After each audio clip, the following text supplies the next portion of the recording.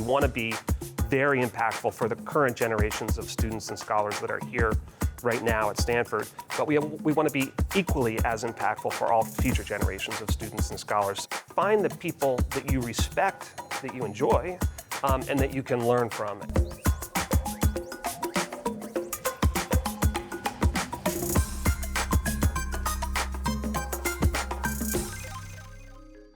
He now runs one of the largest university endowments, and Stanford Management CEO Rob Wallace says his previous job as a professional ballet dancer prepared him well for the pressures of managing money.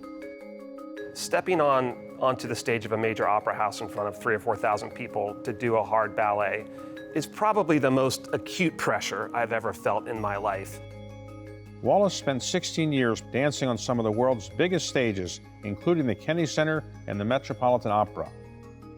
He retired at 32, enrolled at Yale as a freshman, graduated summa cum laude, and never looked back.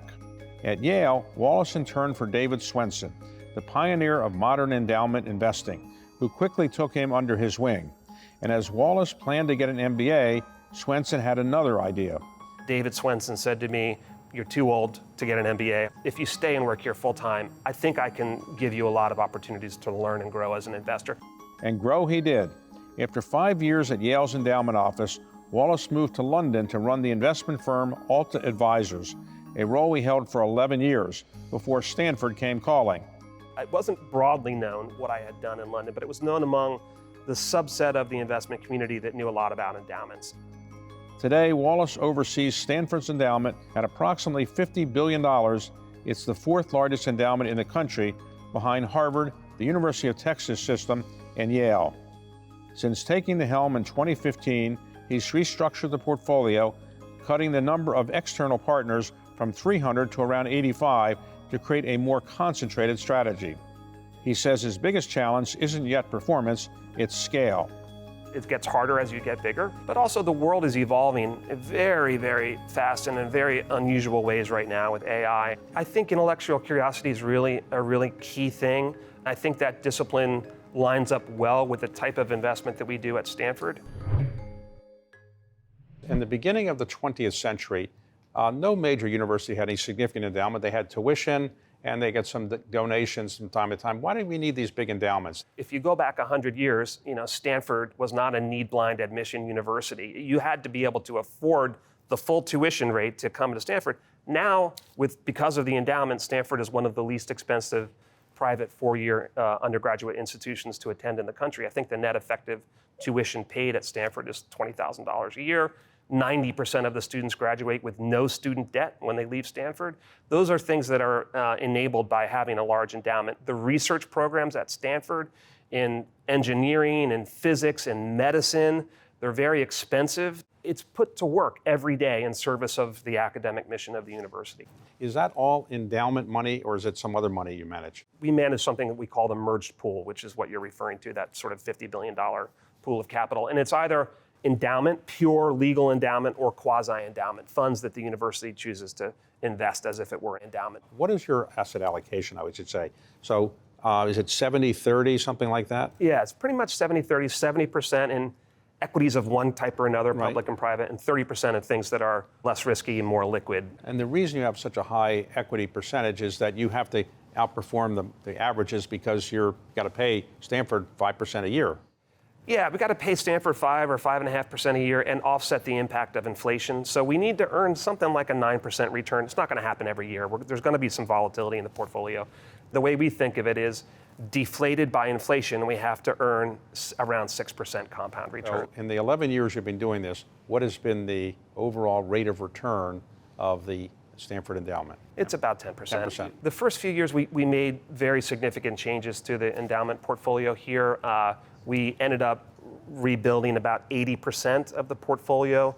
One of the reasons we did that level of restructuring was I felt we really needed to concentrate the portfolio. At the time and I arrived, we had 300 external partners. That's a lot of external partners to have. The endowment at the time was $24 billion. And so as a precondition for success in the long run, you need a reasonable degree of concentration. So we ended up discontinuing 265 of those 300 relationships. So right now we have about 85 core relationships with external partners across the world. The best performing asset class, has that been venture capital, private equity, distressed debt, real estate? What would you say is the best in the last 10 years or so? We have about 40% of our portfolio invested in private equity, so it's the majority of that equity bucket. The way we define private equity includes venture capital, growth equity, and leverage buyout strategies. And so that asset class has been the highest returning asset class over my time at Stanford. Now, the best venture funds, unlike the best private equity funds, they have the ability to say, I don't want to take your money, I don't have that big a fund. Yeah. Is it hard for you to get into any fund you want to get into? Very hard, yeah. Well, for you? Stanford can't get in? No, or we can't get in the size we'd like to be. I mean, if you want to maintain a reasonable degree of concentration in a $50 billion portfolio, it's very hard when you're looking at opportunities that don't scale well. So we find that we have to be there first. So very often we have to create our own opportunity with a brand new external firm. So probably a third of those 85 partners that are our core partners in the portfolio today, we've actually put in business. So if I want to get money from Stanford and I'm a new venture person or private equity person, I get a meeting with you, what are the characteristics I should exhibit in that meeting that's going to impress you? We look for people that have superior investment judgment, that they're able to parse risk and return in a very thoughtful and comprehensive way, that they have a process that's rigorous and complete. We need to understand how they've practiced their craft through different market environments. We need to have a strong alignment of interests, both economically, which is clearly very important, but also philosophically, we need an alignment of interests. And we need to kind of share the right time horizon and the right definition of success. The funds that you invest with, what percentage of capital do you want the general partner to typically put in? So what we care mostly about is that it's a substantial portion of the partner's net worth. Some people early in their career, we may be backing a first-time fund, they don't actually have that much personal capital, but if we want it to be significant to them, so we want to be aligned that their capital is at risk alongside Stanford's. Now, in managing an endowment, you are trying to get rates of return that are higher than you can get by putting your money in an index fund, presumably. So what kind of rates of return do someone like you want to get? Yeah, so we think of it less in terms of relative terms and more in absolute terms, because if we're dispersing to the operating budget of the university something like between 5 and 5.5% of the value of the endowment every year. Right now, that's about $2 billion that's flowing from our portfolio to Stanford's operating budget. So we have kind of two primary goals for the Stanford Endowment. One is we want to be very impactful for the current generations of students and scholars that are here right now at Stanford, but we want to be equally as impactful for all future generations of students and scholars. So we need to earn back what we spend and enough additional to offset the impact of inflation. Now, recently in the investment world, there's been an obsession with the idea that software companies are overvalued because artificial intelligence will replace a lot of those software companies. What is your view on that? Our existing software companies that will be beneficiaries of AI and will use it to their advantage.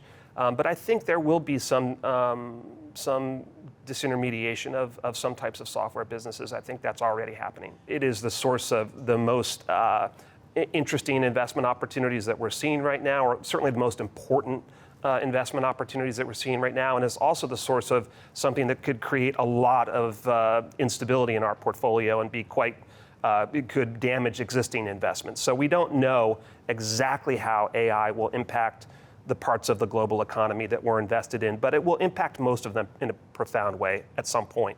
Speaking of the global economy, as we talk, there's a pause in the war in Iran, but as a result of the war, energy prices are up and inflation is up. Do you worry about something called a recession happening? I worry about a lot of potential states of the world that will be difficult for the Stanford Endowment, but I try to remember that, what's the great Yogi Berra quote, making predictions is difficult, especially about the future.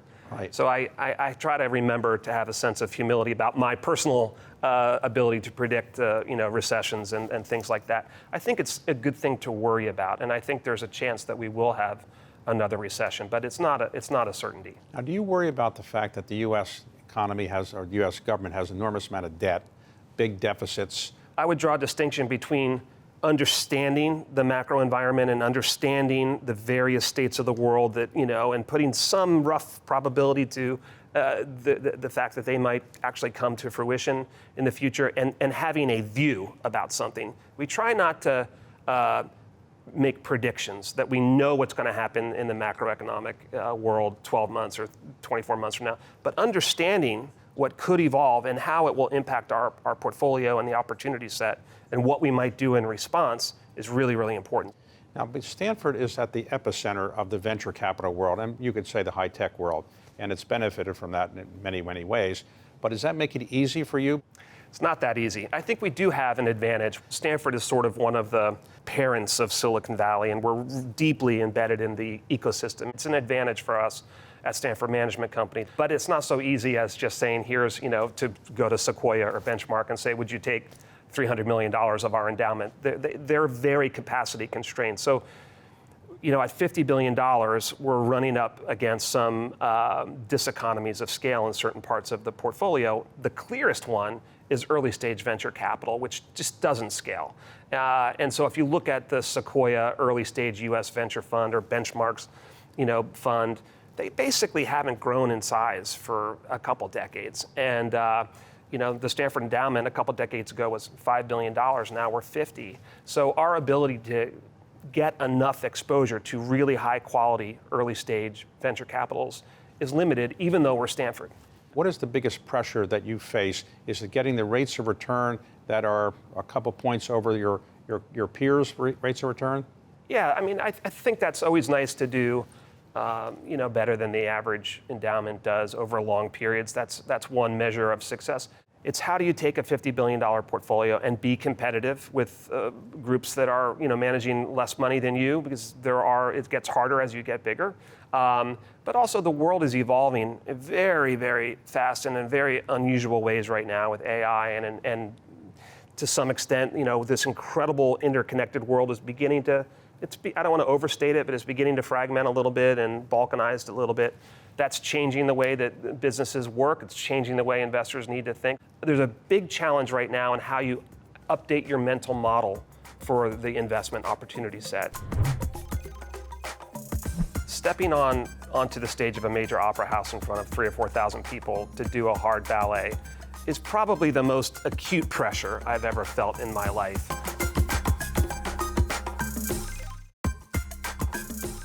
Now, the father of endowment investing is often said to be David Swensen, who more or less pioneered the so-called endowment model when he was running the endowment at Yale, and you worked for him for a number of years. What is it that David Swensen did that changed the face of endowment investing for universities? He really thought from first principles about what the endowment's goals are. And then he designed an investment strategy to succeed, deliver those goals. And he was the first one to apply sort of first principles thinking to an understanding of the investment world, how you motivate people, how you align incentives, how you look for opportunities that others are not aware of or haven't found yet. The first one to put it all together in a comprehensive way. Let's talk about your beginning and how you came here. So, where were you born? I was born in Philadelphia. Never actually lived in Philadelphia, but it was the nearest hospital to southern New Jersey, where I partly grew up. What did your parents do? My dad was ROTC at Notre Dame and then served in the Air Force and then worked at RCA and Computer Sciences Corporation, then the Office of Management and Budget and Housing and Urban Development, and then he went back to the private sector. My mother had a similar path. And did you have siblings? I have three older brothers, 4 boys in 5 years. So where'd you go to high school? Herndon High School, a public high school in Herndon, Virginia, which is a suburb of Washington, D.C. And were you an athlete? Were you a scholar? What was your expertise? I started dancing when I was 13. So every day after high school, I would drive into Washington, D.C., and I would study ballet for 3 or 4 hours. In my high school years, it was mostly about school and classical ballet. So you said to your parents, I want to be a ballet dancer. And then you said, I don't want to go to college. I want to be a ballet dancer professionally. What did they say? They were supportive. So I graduated high school at 16. It took my 17th year to sort of dance very intensively, kind of in a professional way. That went well. I was offered a professional job right before I turned 18. My parents and I said, well, let's try it. Give it a year. And if you're enjoying it, if you're growing, if you find it challenging, dance, keep dancing as long as you want to. And the minute you stop finding that to be true, go back to college. So you get to the age of 30, 31, and you say, okay, I'm not going to be Baryshnikov. So did you say, I'm going to go to college now? I was still dancing at a pretty high level at 32, but I was a principal dancer. That's a leading dancer in the company. But I knew that I was past my physical peak in any case. So that was sort of a natural inflection point to decide, do I want to think about a post-performance career that's still in the arts, maybe running a company or doing something like that, or do I now want to go back to school and see what else interests me? And I chose the latter. You applied to college at the ripe old age of 31 or so? I was 32 when I matriculated, yeah. All right, so when the applicant, did people call you up and say, you made a typo, you're not 32, you're 18 or something? What did they say? They didn't. I put a videotape of my dancing in the application, and I applied as a regular freshman. It was just through the ordinary admissions program, and they gave me a shot. All right, so you graduate summa cum laude from Yale, and would you decide you're going to go in the financial world, or what did you decide you wanted to do? All three of our kids were born while I was an undergrad, and we didn't have a lot of extra money, so I had a couple part-time jobs. One of them was as an intern in the Yale Investments office, which I didn't know anything about when I applied, and I didn't know what the endowment was for. I didn't understand much about finance or investment management yet. It was my sophomore year at Yale, but they accepted me as an intern. And it turned out to be a fantastic place to learn. And David Swenson, who was running the Yale Endowment at the time, was just a fabulous teacher. And so I stayed as an intern through my whole undergraduate time at Yale. And then I was graduating, and I had an opportunity to go to Harvard to get an MBA. And David Swenson said to me, "You're too old to get an MBA. I can't afford it." He was definitely right about that one. And if you stay and work here full time, I think I can give you a lot of opportunities to learn and grow as an investor. And then after 4 or 5 years, you decided, I want to go on my own. And where did you go next? I went to London to run a private investment firm called Alta Advisors that looks effectively like a large endowment or foundation, and it has the same investment kind of goals and orientation. All right, so you did that for a number of years, and then Stanford came calling? So, I did that for about 11 years. Stanford was running a global search for the next CEO of Stanford Management Company, which is really a fancy way of saying Stanford's chief investment officer. That's really what my role is. I'm the chief investment officer of Stanford. It wasn't broadly known what I had done in London, but it was known among the subset of the investment community that knew a lot about endowments. So what's more terrifying when you are about to do an opening at, say, the Kennedy Center or the Metropolitan Opera or somewhere else at Lincoln Center, and you're the featured dancer, or is it more terrifying to go to your board of trustees and say, well, the returns weren't as good as they used to be? Stepping onto the stage of a major opera house in front of 3,000 or 4,000 people to do a hard ballet is probably the most acute pressure I've ever felt in my life. But the consequences of doing a bad show are reasonably limited to you and the poor people in the audience that had to watch you that night. If you do something poor in your job managing the Stanford Endowment, the consequences are a lot bigger, and they last for many generations of students and scholars at Stanford. So I think they're both nerve-wracking in different ways. On your career, if you could do it all over again, would you do anything different? I'm pretty happy with how things evolve. There are individual decisions I've made as an investor that, of course, I would like to have a mulligan on. But I kind of lived my professional life very bottom up. I danced for 16 years because I loved it. I found it enormously rewarding. I went to Yale because I really wanted to learn, and I had a great experience there. I came to Stanford because I loved the work and I wanted to contribute to a place like Stanford. So it's been very kind of bottom up, and I don't regret those decisions. There are more important things in the world than money. There's nothing wrong with it, but it's not the only goal in life. To be able to support what Stanford can do in the world, the students and the faculty, the research at Stanford, it's very, very rewarding.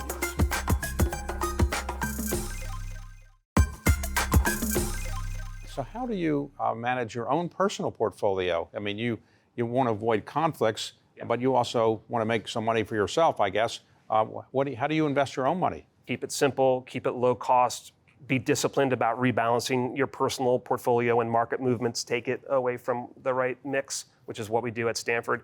But I don't ever advise people to go heavily into things that require a lot of specialization to understand. You know, I've got an entire team at Stanford Management Company helping me understand venture capital or leverage buyout or certain parts of the hedge fund world. To what do you attribute your success as an investor? I think intellectual curiosity is really a really key thing. Always learning, always wanting to learn, and always being open to learning, even when it's difficult to do that. I think I'm a naturally quite disciplined person, and I think that discipline lines up well with the type of investment that we do at Stanford. I assume you get lots of people want to work here. How does one get a job at Stanford Management? So we've actually, for the last 11 years now, we've been hiring right out of Stanford undergrad and building, sort of growing our own talent. So we've now got sort of 10 cohorts of people in the office that we've hired right as they've graduated from Stanford. That's really the model that we've followed primarily. How long do people actually stay? We've had pretty good retention. First of all, the work is phenomenal. It's so interesting. You get to work with the best investors in every asset class in real time around the world. That's a fantastic opportunity for anybody that wants to be an investor. They tend to be more motivated by the mission and the academic mission, supporting the academic mission of Stanford than sort of their own personal net worth. So if somebody is looking for a career, why should they want to have a career in endowment management? Because if you're really good at this, you can go have your own hedge fund or private equity fund and make a little bit more money probably than you can get paid doing this. Because there are more important things in the world than money. It's great to have enough money to live and support your family. That's important and understandable aspiration.